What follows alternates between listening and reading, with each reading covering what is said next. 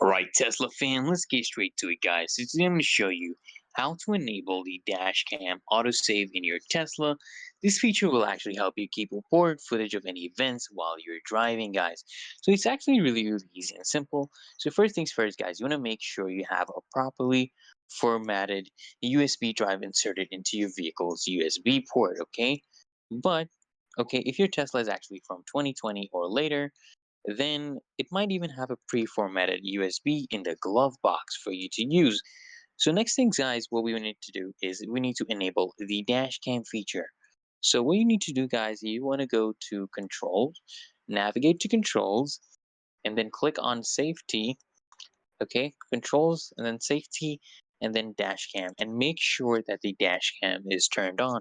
You will see the red dot, okay, a red dot on the dash cam icon while it is recording. Now to enable the autosave feature, guys, what you want to do is you want to go back to the same dash cam menu, okay, controls, safety, and then dash cam, and look for the autosave feature. Basically, when this is turned on, your Tesla will automatically save the last 10 minutes of footage, guys, when it detects an event like a stop or a sudden stop or an impact, okay? So, you can actually test the autosave feature by gently bumping your vehicle or having someone tap on it lightly while it's parked.